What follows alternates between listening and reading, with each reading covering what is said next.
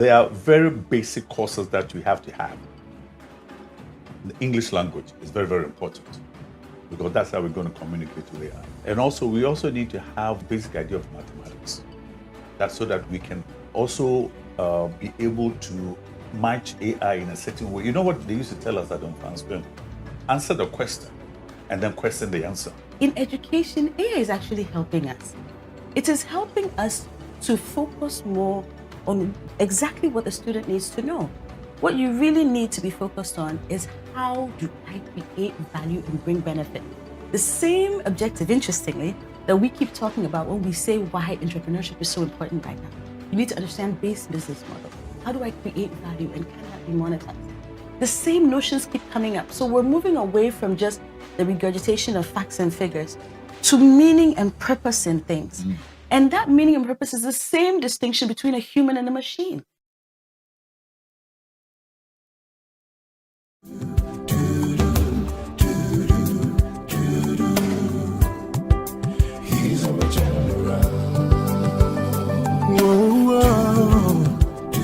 Turn around. Turning point. Yeah. He's a turn around. Hello and welcome to Springboard, your virtual university. My name is Albert Okran. Welcome you to Ghana's foremost developmental program and that place where the greatest minds in the world converge. Springboard is brought to you by the Springboard Ratio Foundation in partnership with MTN Ghana, the Enterprise Group, and the Ghana Growth Program, a collaboration between Mastercard Foundation and Springboard. Our media partners, Joy 99.7 FM, Joy News TV, the Graphic Communications Group, and the Springboard channel on YouTube. Today we are back with artificial intelligence. Somehow, it doesn't seem to want to go away. This time, looking at AI for education and how it's shaping talents for the future of work. For some time now, the World Economic Forum has been releasing its Future Work Report, stating the critical skills that one will need to stay active, relevant, on top in the future of work. And so as we explore the world of work and its demands, how would AI equip students, teachers, parents, stakeholders, the community to stay on top of their game? I have the perfect pair to help us break down this subject of education, the past, the present, and the future. We have Anis Haffar, who's an educationist of no mean repute. Anis, good to see you. Thank you. It's good to see you too. Dr. NefertitIi Puplampu, she's part of our Springboard family, the extended family at Springboard. Educationist, also curriculum expert. Nefertiti, good to see you. Good to see you again as well. And thanks for coming. Thank you.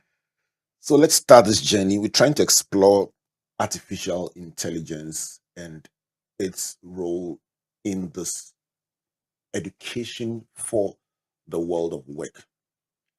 When you mention AI, you seem to have two different worlds, one on this side, one on that side, almost like minority and majority.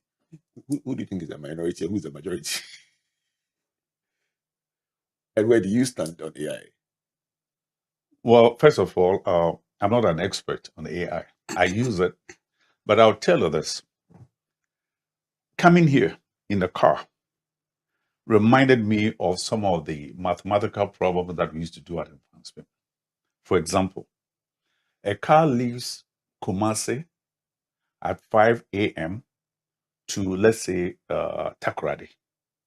Another car leaves Takoradi at 7 a.m. to, let's say, in the opposite direction. Where would they meet? That sort of thing. And these are the calculations that we used to do on the farm. So when I was coming here, I put it on AI and it gave me the exact number. So in terms of exactly what you're saying, in terms of education, we are beginning to understand that these are some of the most pivotal moments in education that I've ever seen. And I've been around. I'm 78 years old, and I've been involved with education in the United States, Ghana, and so on.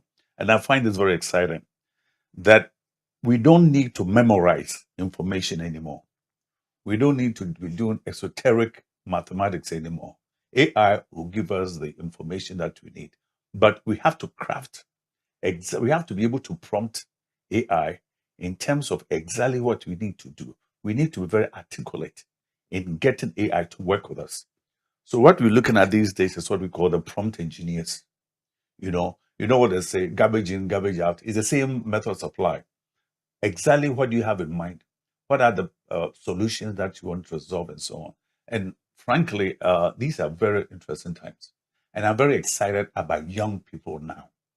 And I will talk about how I apply this, teaching medical students at Accra College of Medicine. It's interesting that you bring up the idea of memorization or the fact that our learning has largely been by memorizing stuff. And then please, the question, the hypothetical question you said was, it reminded me of so many things, and I'll stay away from that. But it seems to me that then this allows for acceleration in terms of being able to acquire solutions, and therefore the demand it will place on the students is not for raw calculation of stuff, but some other skill. Let's set the pace right up front. If the student previously, in my time, had to calculate velocity, acceleration, and then the confluence of the journey from Kumasi to Tadi, and Tadi to Cape Coast, and the meeting point, if all that is done by AI, then what is the student expected to do upfront? Let's say that upfront, Right, so that right. I mean, we settle the issue of there are very basic courses that we have to have. The English language is very, very important because that's how we're going to communicate with AI. In fact, as far as I know, that's very important. And also, we also need to have an idea, basic idea of mathematics. That's so that we can also be able to match AI in a certain way. You know what they used to tell us at Unfanspem? Answer the question and then question the answer. AI will present particular questions, but then we have to use our own knowledge, intellect, to see if we're on the right track. Now, the interesting thing now for the young people is that, like, for example, when I was in school, I got tired of some of the way we were being taught very quickly.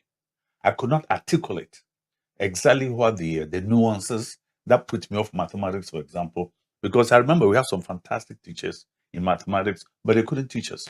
So now when we come to AI, what we are beginning to look at is this. We want students to be in the driver's seat. In other words, you have to take responsibility for your own learning.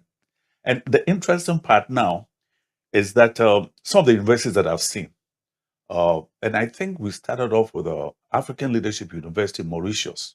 I was invited there as a guest professor, lecturer, and so on. What they have done, even then, this was about 15 years ago, what they have done is that you are not taking a course, you are not getting a degree in geography or sociology or mathematics or physics or any of these other topics or subjects that we used to do. The issue was this: what is the solution to a societal problem that you want to solve? That's your degree, and then it ties in with the Sustainable Development Goals. And again, about last month, I was in Kuala Lumpur, Sunway University. That's where the degrees are. The degree is how are you going to end poverty? So it's moving away from absolutes to very, very specific solutions. Nefi, let me come to you. You're in the science of creating, understanding, interpreting, and progressing curriculum. So let me ask you the same question I'm asking. When I went to Form 1, we're using the slide rule. When I mentioned it, everybody laughs. Yeah. And then we went to calculators. And when calculators came, the argument was that this is laziness. Yeah. If the student can get the answer to this plus this times this in seconds, then what are they supposed to learn? Then it became worse. Scientific calculators came. I mean, if you ever saw a slide rule, for those who are watching and listening, you understand why scientific calculator is almost like cheating. But again, the argument was that the solutions required from the students will be what the scientific calculator cannot give. So my big question is that with this huge acceleration where AI is able to process large chunks of data and give you integrated solutions, what are students being tested in now? What is required of them to be able to say this student is excellent? So I love that you created the chronology, because the answer to the question is more in our processes in creating curriculum than it is in our asking the question, what should they know? And the reason I say that is this, that I've been screaming for learner-centered instruction for however long. Some people believe it can work, some people don't. I've been screaming for curriculum that aligns with industry, authentic industry functions, and that we track the world of work as we develop curriculum, especially on the tertiary level. And some people believe it's okay. Some people think they shouldn't have to bother with that. But what AI has done has made it such as what they've done is that you see these progressions that you're describing, they were always happening and we've had to evolve, but they would happen slow enough that the person at the beginning of the evolution was different from the person at the end of the evolution, and so they could pick it up differently. The only thing that's happening now is the change is happening fast enough that the same guy who wrote the first one is meeting the second set of requirements. And so it's an argument for making sure that there is authenticity of the objectives we're asking the students to learn and what is out there. So the easy way, and the reason why it's better to think about the system that brings the answer to that question as opposed to just answering the question is because it's going to need to change. So the question that we should be asking is, what is the skill set that is authentic to the environment I am preparing the student for, that will allow them to complete the work in that environment? Anis, not long ago, a group of students who had just won the National Science and Maths quiz sat in the studio with their teacher or their coach. And I asked the coach, how challenging is it working, or how exciting is it working with these young, smart brains? You know what he said? He said there are times when he puts a question out there and the guys put a totally different approach to answering the question. And he's sitting down baffled and saying, how did they get this? And the old orientation would have been to say, stop that. That's not the method. Do it this way. He says, I sit down and I watch them. And as they are going, I'm like, I hope they'll get it right. And somehow the guys keep going and then they branch and then they land. And he's like, how? How did this plane land? And I asked him, how does it feel? He says, he's just exciting. I thought he would say, disrespectful. These guys don't. But he says, exciting. And I learned something that day that, listen, the students can lead in a sense, and the instructors can guide along and feel comfortable with that. And you've been in this business of education for years. Is that not flying right in the face of what you've known from our school days, that the teacher knows the student must learn? Let me tell you this.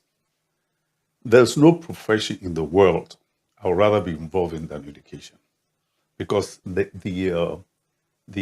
magic is in knowing how young people think and how you can think, how they can think and become better people than you. See, now that is the crux of the matter. And I learned that from Francis Bartels. He said, look, I'm not going to raise you to be like me. I want you to stand on my shoulders so you can see a bigger world, because that's the world that you're going to live in. Now, back to your question again. When typically teachers ask questions, they have the answers in the back of the head. So they expect you to give the answer that they have. But I'm not looking for that. What I'm looking for is exactly how you think and how you come to your own conclusions. That's the most exciting part of education as far as I'm concerned. So you ask a question, but what you are looking for are the uncommon answers. A common answer is what everybody expects. So we all become commoners. But what's uncommon is something that you as a teacher has never thought about. At what level must this kind of teaching be done? I'm thinking through, must it start at primary level, must it start at basic level, must it start at secondary level or tertiary level? KG. Let me give you an example. You know, I train teachers at all the levels, KG all the way to university. And I was in this particular school where it was KG and the teacher was teaching phonetics. And the classroom was loaded with young people who couldn't sit still. And the teacher was in front of the class, doing the best that she can, trying to get them to sound the phonetics and the rest of it. And I was looking at it through the window. It was tiring. Can you imagine doing this from 8 to, let's say, 3? So what I took her aside, I said, look, you are working hard, but you are not working smart. Isn't there any of these kids in the classroom who could do the things that you're doing? So no, we'll be doing it. But then I was looking at, you see, want to look at leaders. Leaders hardly sit to listen because they want to be in the spotlight. They want to exhibit their own skills, you know. So I was looking at young people who are very agitated. I said, what about him? Don't you think you can do what you're doing? And because she was doing that, she was using flashcards to sound words and so on. I said, let's give him a chance. So what I did was that I got 3 kids. One of them was holding the flashcards, and the principal one who was making the noise in the classroom was in the middle. And then there was this other girl who was a little passive on the side. So what this kid, the first kid would do is that she would pick up the flashcard and give it to the one in the middle, the troublesome one, so that he can read it to the rest of the class. And when he was done, he would pass it on to this other kid. Can you imagine? This class that was so loud, now it was quiet. The kids were listening to one another. They were not interested in listening to the teacher. They're going to get tired of her.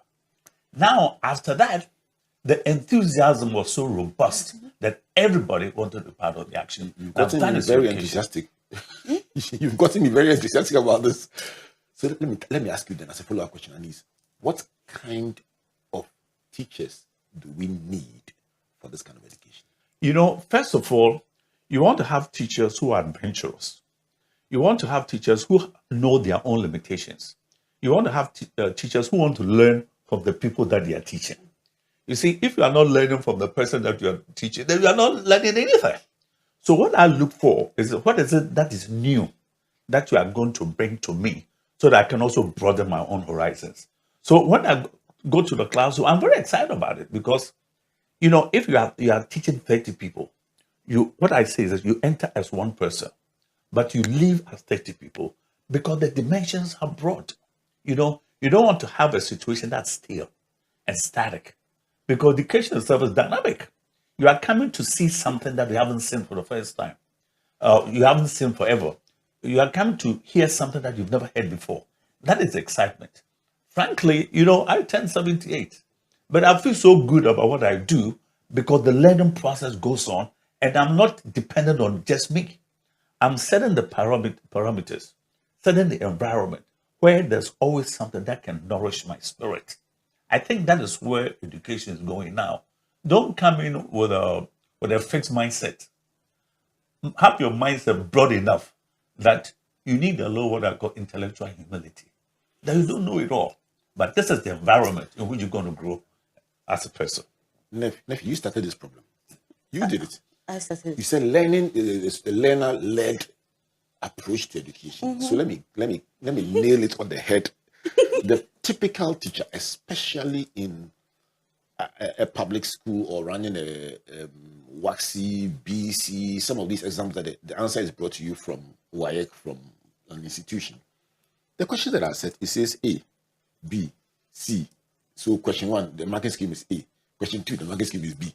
It almost seems very rigid and promotes a certain kind of learning that you must know the answer and then tick. Yes. How does this style of learning that is adventurous, that is learner-led, that is exploring solutions outside the regular way of thinking, how does this synchronize with a certain way in which the curriculum has been drawn, the questions set, the answers pre-provided? The teacher has no latitude to even say this child is smart, but may not have ticked the A or B. Okay, so I am not going to, not taking what somebody else might be describing as a learner-centered teaching environment, but for the Lecturesoft system that our institute has developed and what I teach, I remember I mentioned that there's part 1 that's talking about that overall orientation to understanding that knowledge has changed and that we're handing the steering wheel to the learners. And I love the story that Mr. Haffar gave because honestly, people think, oh, can they do it? They not only do it, they love class all of a sudden. They really enjoy being in school. But the second and third parts of the same set of books and the same thing with the assessment that we run. The second one is some really current science on what causes people to remember things. So the truth is that there are events that cause people to recall, we know how the brain works at this point, and we know there are certain events that cause people to recall. Interestingly, sitting down listening is not one of them. So what it means is that while you're lecturing or just talking at students as a way you know how to, most likely there's something else that has to happen in order for that student to remember. Which is why so many people will lecture, finish teaching a class and say, oh, I taught you this last week, you don't remember anything. Well, because you were just talking at them. And so since we have more effective ways of making people remember, some of which are things like ask them to meaningfully apply a concept, ask them to organize or reorganize it, because what the brain does in order to do that will make them recall. So you actually have more effective ways of making them remember the A answer than what you had in the past, without ever having to stand in front of a class and teach at them. So it's a matter of training and upskilling, retooling for the environment that we're in now. This is Springboard Virtual Investing. My name is Albert Okran. I'm here with Anis Haffar and NefertitIi Puplampu, trying to unpack how AI has totally revolutionized our lives. And at this point, we've not even gone to the AI part yet. We are talking about new outlook on education, especially in the light of new ways of learning and also in the light of technology. This is brought to you by the Springboard Virtual Foundation in partnership with MTN Ghana, the Enterprise Group, and the Ghana Growth Program, a collaboration between Mastercard Foundation and Springboard. Our media partners, Joy FM, Joy News TV, and the Graphic Communications Group. Let's go for a break. When we come back, let's unpack a bit more education, AI, and the future. Please don't go away. Good business means seeing the possibilities and maximizing opportunities. Making sure you have a responsive support system backs your business goals. A partner that gives you a stable platform with reliable connectivity and seamless solutions, and better understands the tools required to take you to the next level. With so many moving parts in running a business, we do our best to provide you with some stability.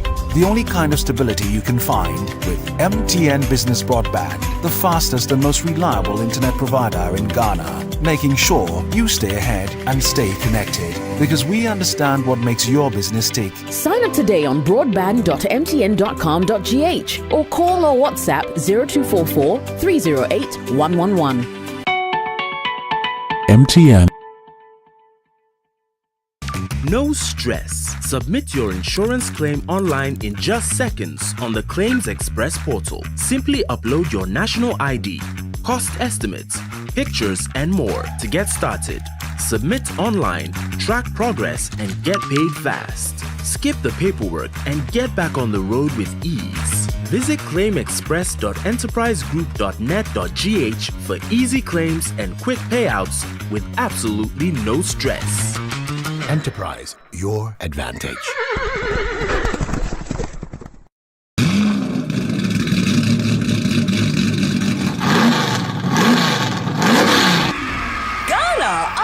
Ready? Springboard Roadshow 2025 is here, connecting young people to Agric and ATZ. Meet us in Upper East, Northeast, Northern, Upper West, Savannah, Bono East, Ahafo, Bono, Oti, Volta, Eastern, Central, Western, Western North, Ashanti, and we close with the grand finale in Greater Accra, featuring Comfort Okran. Be the light in your family. Be the light that when people look at every day, they are illuminated because they realize that there's nothing they can't do because you have dared to do it. Reverend Albert Okran. I meet people in very significant places, and they tell me, when you came to our school and said this, I took it and here I am today. And a host of many other speakers bringing practical insight, mentorship, and energy to every stop.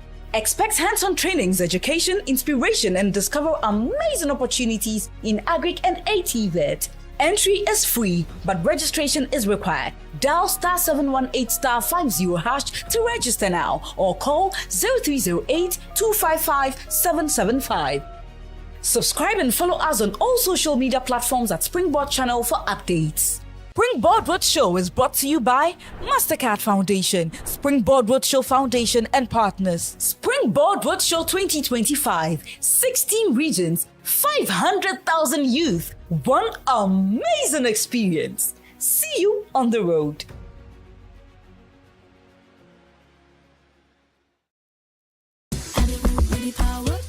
Learn something new every week and be inspired by innovations, impact, and success stories of individuals making strides in the agricultural, agribusiness, technical, and vocational skills sectors on Ghana Grows Ejuma with Arabakumson and Yabitha. Join us this and every Thursday on Facebook at 7 p.m. at Ghana Grows, also at Comfort Okran A and at Albert N.E. Okran. On Fridays at 4 p.m. on Joy 99.7 FM and on Sundays at 5:45 p.m.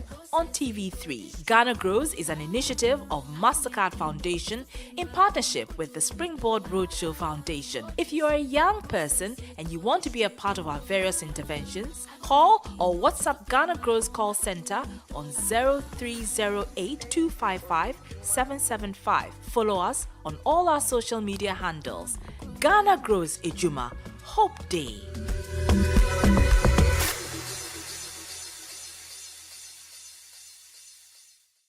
Welcome back to Springboard, your virtual university, and to this incredible conversation about education, the present and the future, and how we must adapt to be able to be on top in the world of work. My guests, Dr. Nefertiti Puplampu and Anis Haffar, people who live, breathe, sleep, and drink education. This is brought to you by the Springboard Roadshow Foundation in partnership with the Enterprise Group MTN Ghana and the Ghana Grows program, a collaboration between MasterCard Foundation and Springboard, aimed at exciting young people about the agriculture, agribusiness, and ATV sectors. If you want to find out more, you're a young person, especially a young woman looking for opportunities in these sectors, the hotline to either WhatsApp or call is 030-8255-775. Just call them, ask them what's up. They will tell you about a career clinic on Friday. They will tell you about the Springboard channel. They will tell you about the roadshow rolling. They will tell you something that will help you to know what the action is about and how you can be a part of it. The enterprise advantage tip for today is a question about, do I always have to pay for medical services under the Acacia Health Insurance and claim a refund later? And the answer is simply no. Members don't have to pay upfront at accredited service providers, and they can avoid paying cash unless during an emergency. So members can use their cards at these accredited points and not have to pay cash and claim a refund. It's brought to you by the Enterprise Group. Their number 030-263-4777. Email info@myenterprisegroup.io. Let me take a minute to just give a shout out to a Ghanaian-owned business so they can get some money. It's our corporate social responsibility. Every week we give one business some props. They don't even know. Then all of a sudden they start getting calls and business, and they get very excited. We love doing this. So today we are talking about Aquatic Foods Limited for all your fish-based snacks, popcorn, high-protein snacks, and more. The name is Aquatic Foods, and the number 050-6385-023. 050-6385-023. Patronize their exciting fish-based snacks and make a made in Ghana business get more money. Isn't that a good idea? Easy. Okay. What must we do to be saved? And he's a nephew. What must we do to be saved in the light of what we've discussed in the first part of the conversation? Okay, good. What learning is demanding of us, what the difference is between how we went about it in the past and now, how learning has evolved from the slide rule to the calculator to the scientific calculator. And I like the example you gave about children who were seen to be rowdy, and a different approach got that seemingly noisy child to get excited, and the teacher get excited, the students get excited, parents get excited, everyone excited. Nephi is saying this is a gospel she's preached for years. Don't underrate the learner. Put them in the right frame and you will get much more. That should be a win-win. Parents should like it.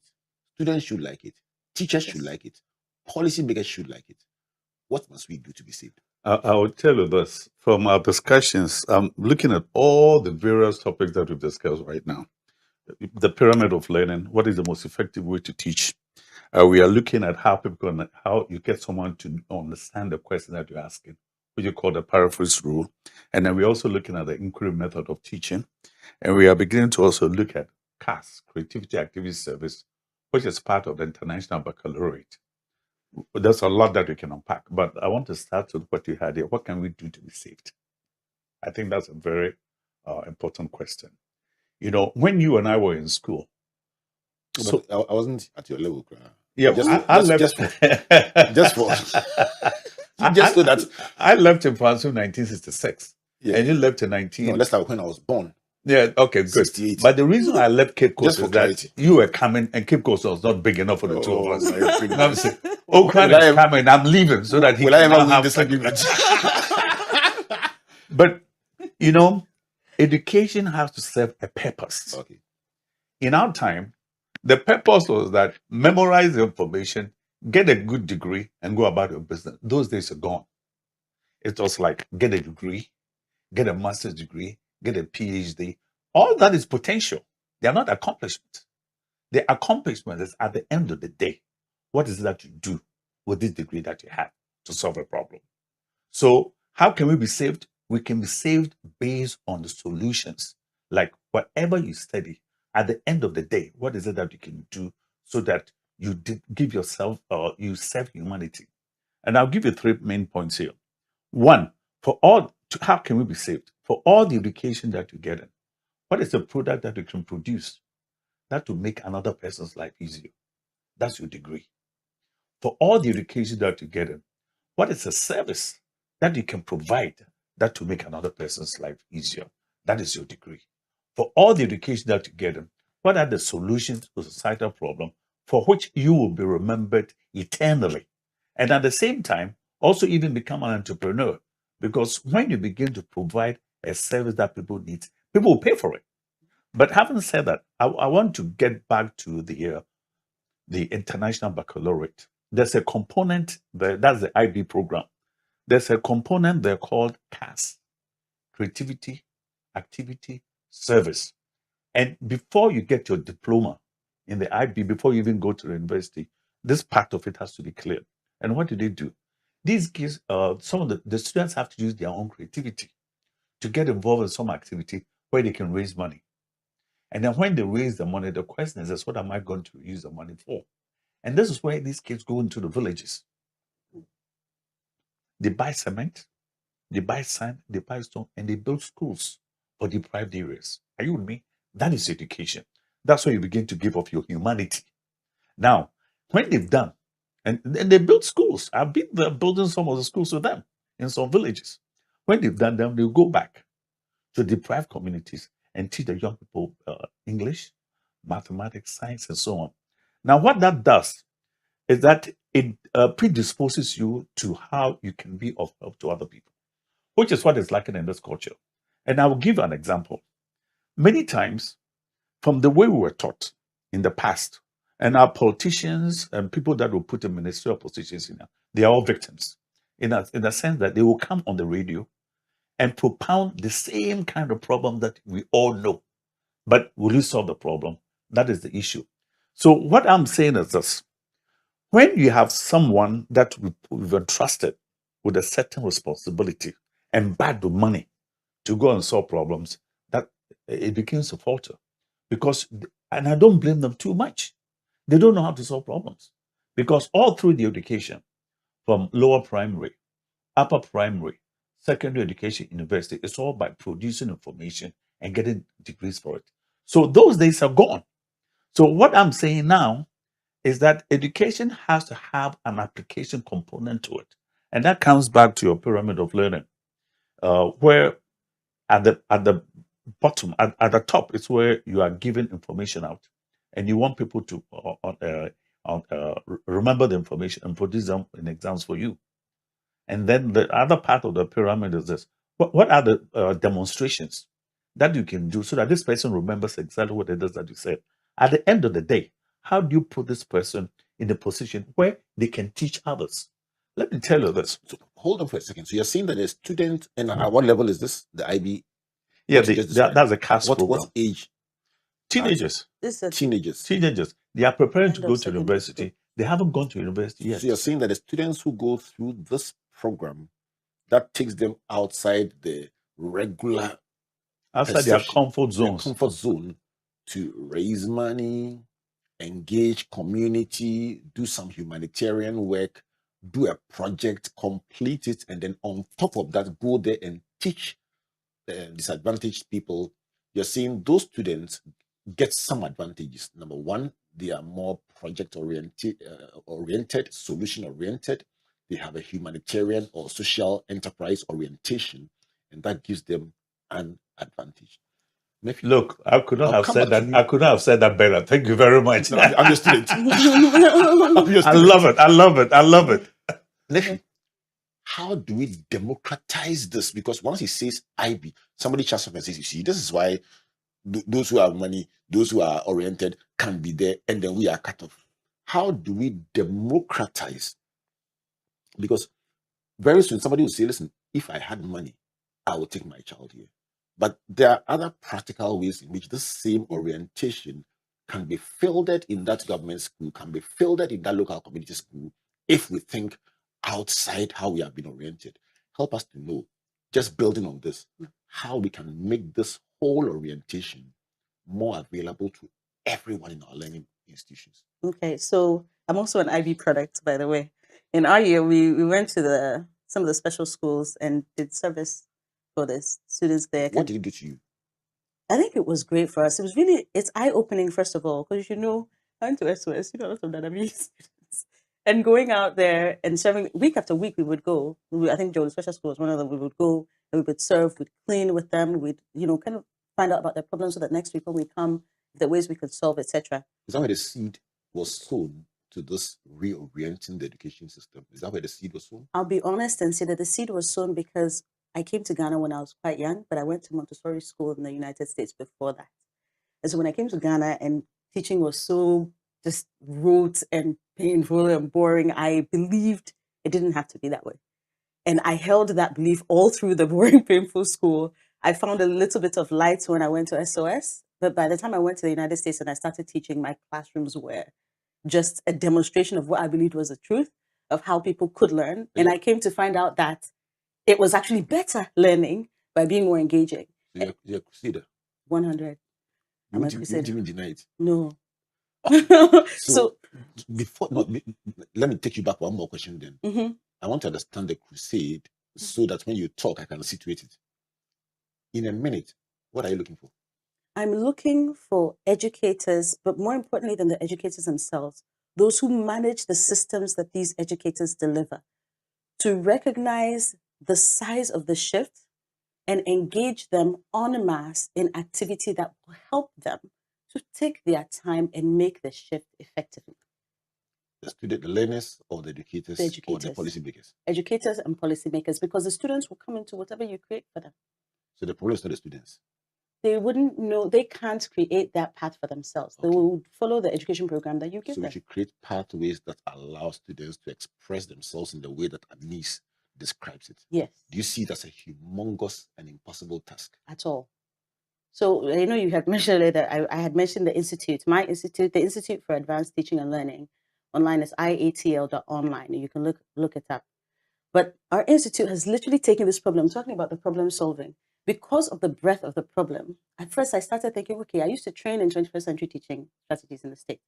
I teach teachers to teach other teachers. But when I saw what it looked like here, I decided that a piece of software would do better, because we need to be able to expose the notions to millions of people at a time, and in ways that don't make you fight it because you have a different conception. And so the software that we use, it just asks you questions about your teaching. Easy.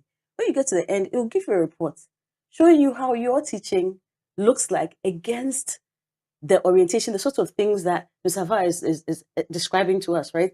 The changing to where you are making them do minds-on activity versus you talking to them. That's one of the very basic. What can you do? Give them things to look at, read, and respond on, as opposed to you standing there talking. That's one very simple way. But there's a whole teaching that we have around it that starts from, because even the software, when you take the assessment, it gives you some small remediation. We assess about 15 areas, and it starts to show you, and people really, they get it. They see what is happening. Let me read a quote about artificial intelligence and ask you, in this crusade, in this clamor for a different approach, Can AI be an enabler or the devil incarnate? So So hold on. So Matt Miller says, what does it mean to be a person? What makes us special as human beings? What can we do that artificial intelligence can't? Or what are we better at? These are the questions or the crucial questions that students will have to reckon with immediately and in the future. Back to where we began. AI makes so much possible. So the big question will then become, what can we do that AI can't? And you answered it a bit in part earlier on. But how can artificial intelligence, Dr. Puplampu, facilitate this crusade to have education done differently? And the inherent question also, should we embrace it or keep fighting it and saying it's some people, the moment you mention it, you can see them cringe. You think about that assignment you give that a student answered in 5 minutes.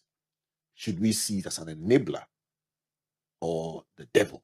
And in doing that, how do we integrate it into the conversation you're having? Okay, so it is not the devil. It can't be, because it's here to stay. So it means you're fighting your reality if you say that. And also, if you look at the nature of the evolution of technologies, it really is just another step in the same evolution. We're safe. Let's just say that. I mean, there have been issues that came up as a result of the internet being there. There have been issues that came up as a result of us using metal tools, again, or mechanical tools. We will have to mitigate those, but it's okay. It's helping us. Interestingly, the software that I'm saying is part of an answer to spreading these sorts of ideas on a global scale. It's AI driven. My software even uses AI to help teachers to learn these things because it adapts their responses over time to their strengths, etc. The other thing is that in education, AI is actually helping us.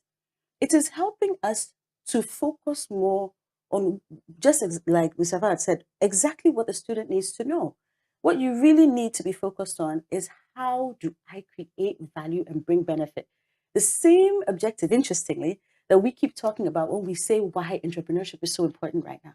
You need to understand base business models. How do I create value, and can that be monetized? The same notions keep coming up. So we're moving away from just the regurgitation of facts and figures to meaning and purpose in things. And that meaning and purpose is the same distinction between a human and a machine.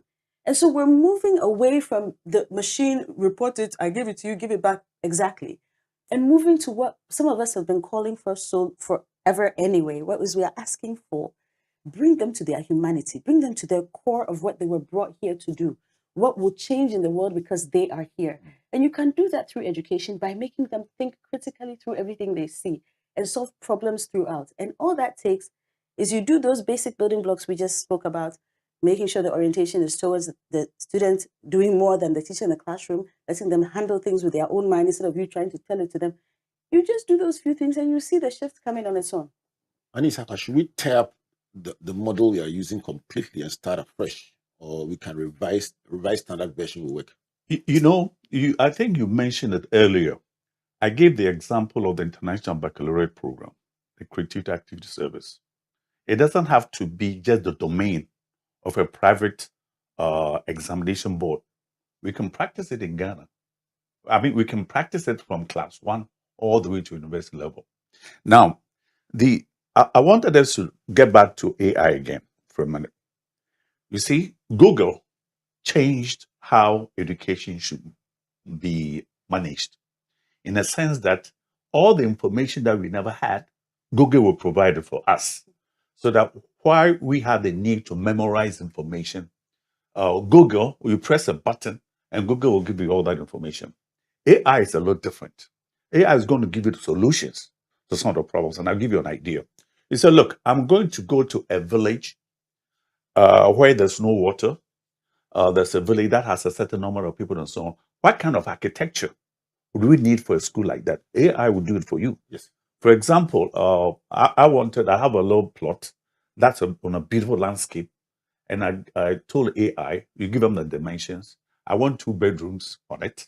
I want it to look a certain way. This way the wind direction is going. And AI will produce the diagrams for you. Google can't do that, but AI can do that for you. All of these are tools that will make our life much easier, But then I also want to go back to a question that you asked earlier. where do we go from here? Where we go from here is where we have to empower young people. We want to empower them as early as possible. Now, I gave you I teach a course in critical thinking at the Accra College of Medicine. And the first year students, I have them from, let's say, about 2 to 5, and then the advanced students from about 6 to 8 on Tuesdays. That's 5 hours. Can you imagine being a lecturer and all you want to do is stand in front of people and talk for 5 hours? You can't do it. So what do? That's when you bring in, you're talking about a pyramid of learning again, how you begin to empower young people. All you do is that you divide the course content among them, and then they are the ones who are in the driver's seat to teach. But the most important thing about that is that then they have access to AI, they have access to Google, and they put all that together to present the package to you. Because what you're doing is that you're getting them to grow in a way where they become independent. Because the issue is that I will not be with you forever. Because after I've spent time with you, I'm going on. But I want you to be a lifelong learner. It just sounds almost like Christ. It's Matthew like 28 or Mark 16. Jesus Christ said, I'm not a religious person. I know, but I'm just Don't saying, do that. this is exactly what Christ said. That when I'm gone, Yes, you can self-sustain. the Holy Spirit is with you. May Allah be praised. Oh, this is too beautiful. I'm telling you what, Anis, I'm a very, very adventurous person when it comes to thinking through things and saying, where do we go from here? And I'm telling you, Anis, that in all the stuff we are saying, I'm hoping that somebody can listen and say, you know what, I love the conversation, but one thing I will do going forward is this. Because I tell myself, if every one of the tens and hundreds of thousands listening just makes one simple decision out of every show, we are building the good society. This year we celebrate 17 years of doing this every single week. It's been that long? Every single week. Fantastic. Congratulations. Years, since August of 2008. And so this is part of our conversation as we seek to build the good society. I'm going back to my learning pyramid, and it says, when you lecture, 5% retention rate. When they read, 10% retention rate. When it's audiovisual, like a video, 20% retention rate. And then demonstration. When they demonstrate, 30% retention rate. And they teach. When there's a discussion, 50% 50% retention rate. When they practice doing it, it shoots up to 75% retention rate. That's the idea. Climax. When they teach other people, it goes to 90%. That is when the pastor in me was humbled. Yeah. And so I introduced a program recently at church, and they were expecting a big lecture. I had only introductory thoughts, and it was all breakouts. Yeah, that's it. Unbelievable. Yeah, that's the thing. When the head school of ministry said, there'll be big lectures. What did you sign up? I said, come and see how it was. Purely breakouts. Yeah. Learner-led conversations. And but I'll tell you this. Can you believe this? But I'll tell you this. That's also what makes teaching exciting. Because you are not a sage on the stage. You get tired, So the issue is that how do you empower young people to take on that responsibility of teaching others? That is the best thing that's happening to me right now. And that is what I want. You develop a curriculum that makes allowance for full learner-centeredness. And then you sit back and you enjoy. It's like doing a production. You have actors on the stage. You might not even be visible. Let me tell you this. In Bartels' time, who are the ones from? You wouldn't know whether Bartels is on the campus or not. Because he has set the parameters. He has set the standards. Everything works on cue. So you don't know whether he's there or not. These days, if the headmaster is not there, you know, because there's pandemonium and so on. So the point is this. We need to empower young people to develop confidence, to know who they are, and especially to exploit the work they were born to do. The work you're born to do invariably involves giving of yourself, solving societal problems, and then putting yourself in the back and asking yourself, what is it that I can do to help people? That is what our politicians don't have. They come there to help themselves, because they have no idea how they're going to help other people, because they were not raised that way. That is one of the most important things that I hope we can also get from this session. Don't come and repeat the problems for us. because we know what those problems are. That is why we put you in a position of power to solve problems, but they can't because they were never raised to solve problems and give up their humanity. Anis Haffar, you've done this for years, and your message has always been the same. We can do this differently if we apply ourselves. How would that application look like, and what's the end game if you had a magic wand, the Ghana you would like to see? The application, I'll give you an analogy. I had books at the University of Ghana, so I went to check how the books were doing in terms of sales and so on, and I had to use the bathroom. I asked the young people where the bathroom was, and they were very hesitant to point it out to me. But I had to use it. Eventually, I got the hint that they really didn't want me to go to see it. So when I went there, whatever I had to do left me on the spot. My goodness. Because there was no water to flush the toilet. Now, take this. Now, when I came back and I walked across the road to my car, then I saw that by the roadside, there was a chamber in the ground and the pipes were broken and water was gushing everywhere. So the question in my mind is this: how can we now reorient education where it solves our problems? Now, right across the road, there was a sign that says Faculty of Applied Sciences. Let me see, Radhe. Here we have Faculty of Applied Sciences. We can't apply water to flush our toilets. Those are legal. I went back about 2 months later, they have fixed it. All I'm saying is that education has to serve a purpose. It has to develop a standard of living. You know, when I travel, Charlie, and you see how children are fed breakfast, it's a buffet. Children are fed lunch, it's a buffet. Children are fed dinner, and it's a buffet. They produce all their vegetables and so on. So why can't we do it here? So all I'm saying is this: at the end of the day, education has to serve a purpose, that to elevate our standard of living. But the last point that I want to make is cultural. We don't seem to have enough confidence in ourselves, and therefore we find it extremely difficult to extend that confidence to somebody else. So we don't think our children can do it. All I'm saying is this: let's give the children an opportunity to think for themselves. Now, that is a crucial matter. Now, thinking for themselves comes back to some of the discussions here, learner-centered teaching. I started this in 1996, where we want to put students in the forefront of teaching profession, like exactly what you're talking about, where you learn by teaching others. As soon as you go, the teacher is back on the stage. Give them the chance. So all I'm saying is this: let's have enough confidence to believe in ourselves that the young people can do it. And all we have to do, set the parameters and then get out of the way. It's training. Set the parameters and literally get out of the way. Just be a facilitator or orchestrator and leave the main actors on the stage. You don't see the director on the stage when plays are being acted, do you? Just step aside and they will put up a brilliant performance and they will give you a standing ovation. So those are the thoughts of NefertitIi Puplampu. She is into the curriculum development, the science of it. She has a whole institute. She says it's a crusade she left her job for. Her heart, her soul, her mind, and her body is in it. And you can tell from how she talks. And of course, my big brother Anis Haffar, who finished school 2 years before I was born. So whenever I see him, I kneel down out of respect. And he's always been passionate about education. I want to say a big thank you to both of you. Promise that you come again. I will. Let's do this again. Yes. Yeah, of course. Yeah, absolutely. Well, I'll tell you what. In my days in Legon, I went to Balm Library very often because that was where the books were. And then I'll go to the library and then I'll go and read a book, sometimes memorize chunks of it, copy some quotes because it related to the course I was doing. You will go back and the shelf that the book is on, the book is not there anymore. So you're going to continue learning, the book is not there.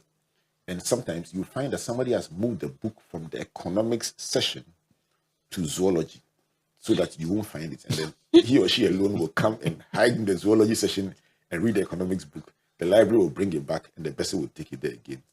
And then with time, when they found out that the library always bring the book back, they went to the next level. They will actually tear out the page. Oh. AI means that I don't have to go and queue at the Balm Library. So I will say then, what is the point in learning? What Anis and Nefertiti are saying is that is old school.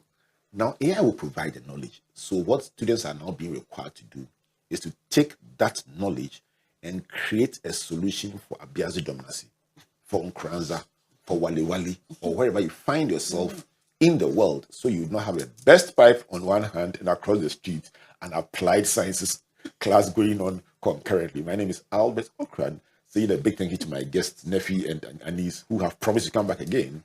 And to you, a big thank you for joining us on Springboard, your virtual university, brought to you by the Springboard Ratio Foundation in partnership with NTN Ghana, the Enterprise Group, and the Ghana Growth Program, a collaboration between Mastercard Foundation and Springboard. A big thank you to our media partners, Joy FM, Joy News, the Springboard Channel, and the Graphic Communications Group. My name is Albert, saying God bless you, and God bless you.